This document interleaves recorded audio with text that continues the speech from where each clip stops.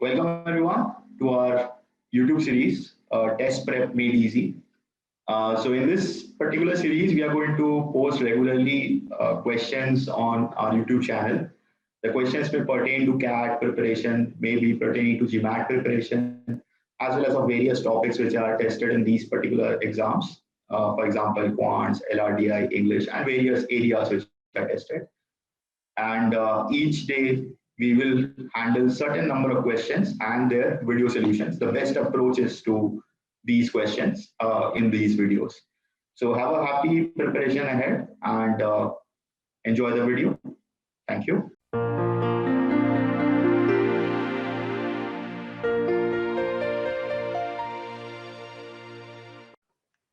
All right, so these are the questions that we are going to try in today's video. If you have tried it already from the thumbnail, good enough.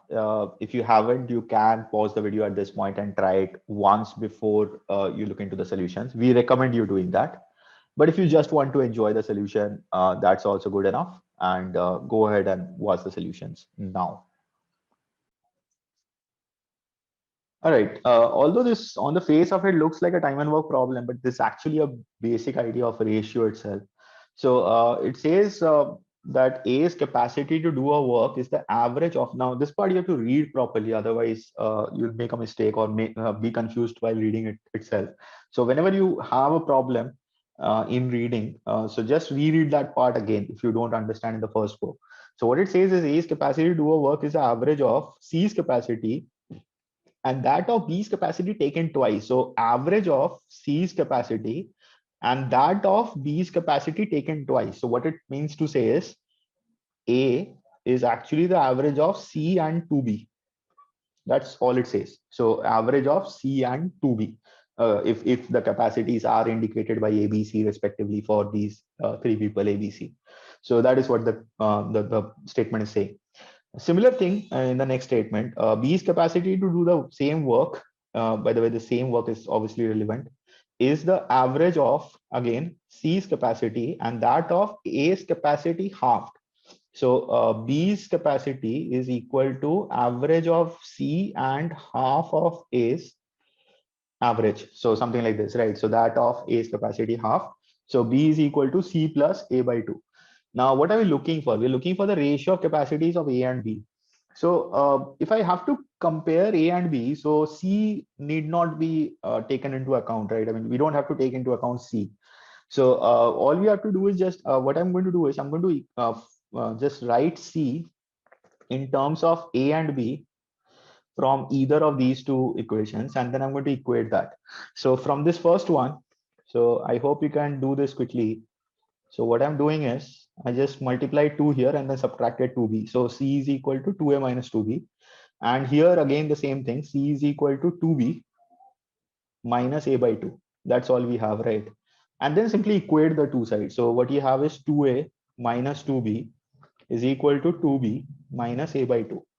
Just solve for this. So we get 5a by 2 is equal to 4b, which solves as a by b is equal to 8 by 5. So that's the answer. Option D, because A and B is what we are looking for. So A is to B. Don't make that mistake. So yeah, that's all for this question. Nothing too much to this question. Pretty straightforward. Hopefully everything was understood. Thank you.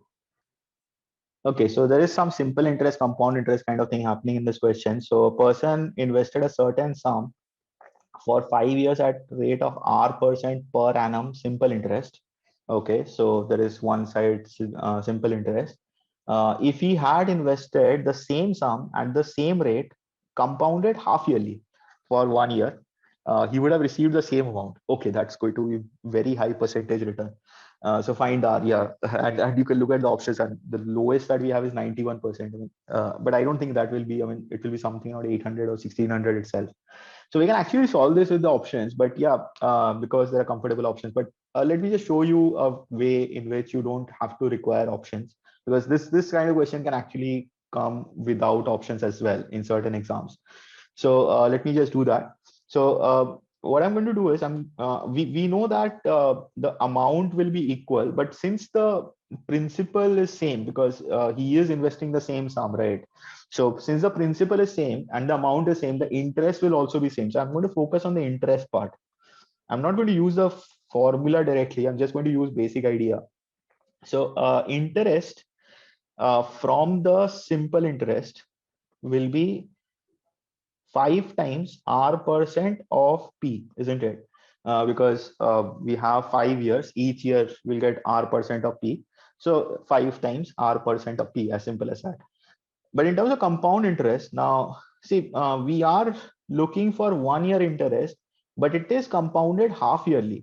So first of all, there will be an, for the first half year, you'll have R.2% generated. And over and above that, you will have another R by 2% generated, right?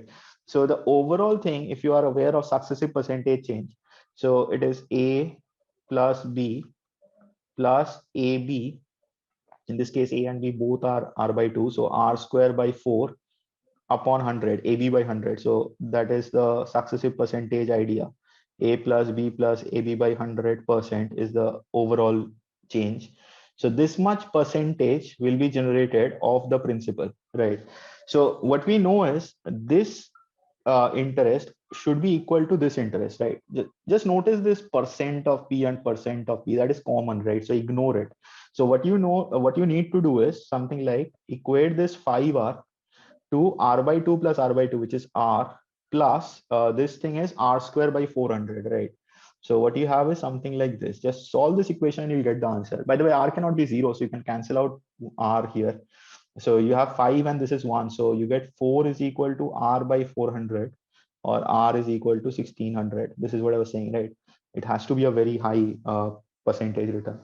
So yeah, that's the basic way to solve this question. I don't want to overcomplicate this. I hope everything was understood. Thank you.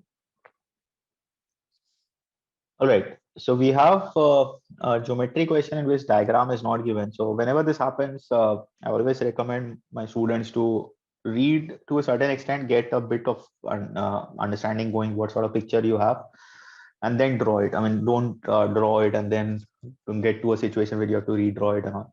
So we have a triangle ABC. The side AC is extended to a point E, great, such that this BC angle is given. So I'm noticing that is greater than 90 degree. And D is a point taken on AB such that AD is equal to CD equal to BC. Okay, so find BDC. So when I'm reading this information, the first thing I'm noticing is that this BC is not that relevant, right? Because the only relevance I find in this question of BCE is from the point of view that if I have this AC, suppose this is AC extended to E, this is 96 degree and this is B. Now, what you should understand is every other thing, every other information that is given, even the requirement, has to do something inside the triangle, because D is a point on AB, and then you connect all of that, and you have those isosceles kind of thing happening, I hope. So this 84 degree will be actually more relevant to us, right? But let me keep a note of that. So I don't have to make 84 degree and then create a line here. I just don't want to do that. So let's look at this. So we have AD is equal to CD and that is equal to BC. Okay, this is interesting. So we have a couple of isosceles triangles out here. So this is not by scale, of course. Let me just, at least connect this. So AD is equal to CD. So this is, I'm looking at this one from the perspective of ADC triangle, because this triangle becomes isosceles, right? So this is from the perspective of the ADC triangle.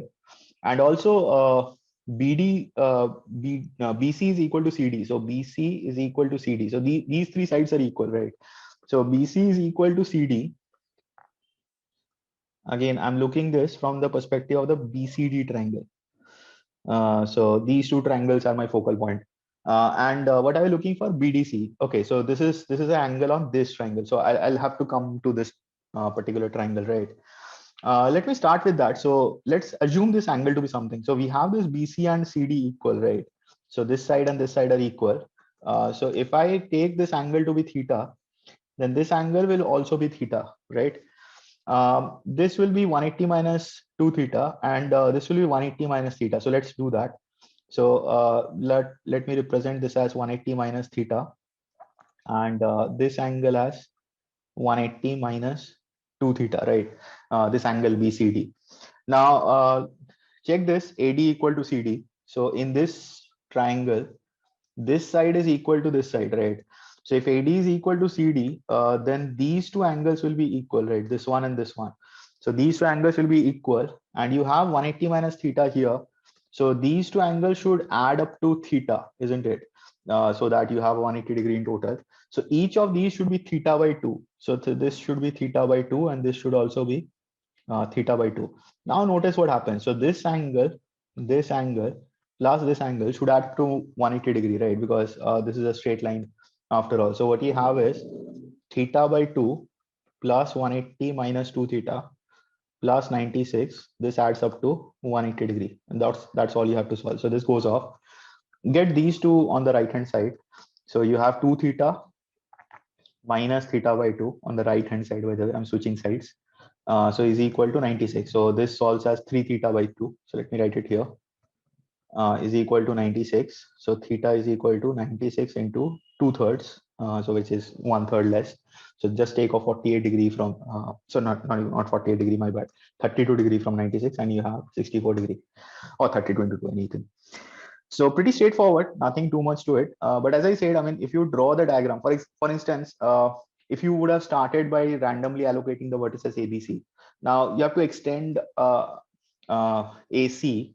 Sometimes what happens is visually, this is a little stronger when you extend the base instead of, extending any other side. It looks a little more comfortable, nothing more. I mean, it's fine, I guess, from other viewpoint as well.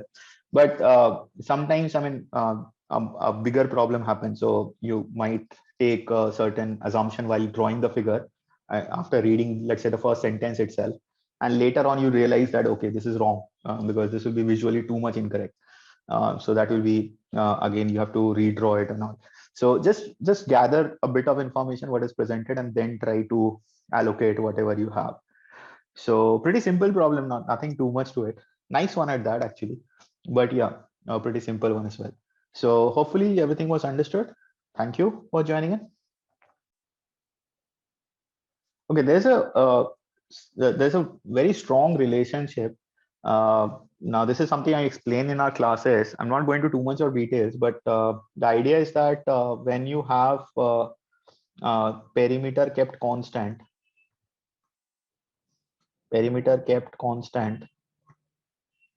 for 2D figures, the more symmetric the figure will be, the more area you are going to have. For instance, if you take these three things, the circle, the square, and the equilateral triangle. So let's start with the equilateral triangle. So suppose this is an equilateral triangle. Suppose this is a square, and this is a circle, let's say. Now, by symmetry in this case, so what you think is, just imagine turning each of the figures 360 degrees. Just revolve each of the figures 360 degrees.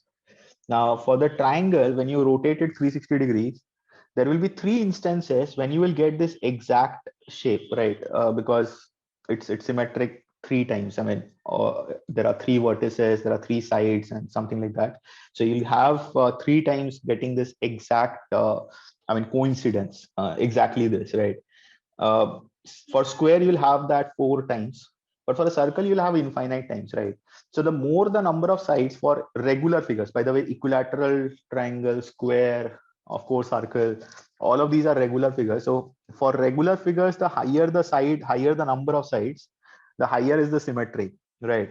So in this case, you will have obviously the circle having the highest perimeter, highest area, which is required, or you have to arrange it out. So the circle will have the highest area, then the square, then the triangle. So you'd straight away get the answer as option 4. But even if you don't know this, it's not something you cannot solve. So what you do is, the question is actually saying the perimeter is constant. I hope you have read that. whose perimeters are equal, then which of the following is true? So let us assume that the perimeters of each of them is let's say 12 pi. Okay, so let me assume that the perimeter of each of them is 12 pi. So for the equilateral triangle, since the perimeter is 12 pi, all the three sides are equal. So the side will be 1/3 of 12 pi, which is 4 pi. Any one side will be 1/3, right? So the area, I hope you are aware of area of an equilateral triangle, √3/4 side square. So 4 pi squared. So you'll have something like, by the way, this is 4 square and 1/4 will go off. So you'll have 4√3 into pi square, right? So this will be the area of the equilateral triangle. The perimeter of the square being 12 pi, all the sides are same. So each of the side will be 1/4 of this. There are 4 sides. So 3 pi. And the area will simply be side square, right? So that will be 9 pi square. And for the circle, the perimeter is 2 pi r, right? The radius being r. So 2 pi r is 12 pi. And this is why I took this pi, by the way. So you have 2 pi r is equal to 12 pi. So effectively r comes out to be 6. So the area comes out to be 36 pi, right? Pi r square. So now you can compare. So compare any two of them first. So let us compare these two because both have pi square in it. This one doesn't have pi square in it. So let me first compare these two. So first of all, there are a lot of ways to compare these two. Forget the pi square. √3, I hope you should know, is actually less than 2 because √4 is 2. So if 4√3 you have, that is definitely less than 4 into 2, 8, right? And that itself is less than 9. 8 is less than 9. So obviously 4√3 has to be less than 9. So I hope you can see that the triangle is definitely less than the square, right? And when you're comparing with 36 pi, I believe this one is easy to compare with because this has a rational, irrational part as well as pi square. So don't get into that much complication. So let us compare these two. So if you have to compare, let's say 9 pi square and 36 pi, first of all, ignore the common part. So 9 pi is actually common. So you have pi here and you have 4 here, right? And I hope you know that pi is 3.14. So obviously that is less than 4. So this is less than 36 pi. So obviously the square is less than the circle, and that is the same thing you obtain. So you can actually solve this even if you don't know that idea. So if you want, you can just remember this. This is something we explain in our classes. So for a 2D figure, if perimeter is constant, so I'm writing in short, if perimeter is constant, area increases with the increase in symmetry. So as much the symmetry is increased, the area will keep increasing. Similarly, for 3D figures, if you keep the surface area constant, the volume will increase as long as you are increasing the symmetry. So with the same material or something, let's say you have a sheet of iron or something, using which you are building up a hollow cube and a hollow sphere. So since you are building a hollow one, so that the thin material that you have, that will be the surface area, right? So the cube that you are going to generate will have less symmetry than the sphere, because again, similar to the circle kind of thing, sphere is more symmetrical to a cube, right? Sphere is symmetrical on all the three directions. So and infinitely symmetrical or something. So the more volume will be for the sphere than for the cube. You can directly do this without assuming the surface area to be anything. So yeah, I mean, you can do that. I mean, if you are not confident and if you want to use this idea, just make sure you take this one as a comfortable value so that you don't have to calculate too much. I mean, if you take that as x or something, you'll have a lot of fractions also to deal with. So that will consume a lot of time. The reason I took this 12 pi is I know that the side, I mean, 3 times the side is the perimeter here. 4 times the side is the perimeter here. And this has something to do with pi, right?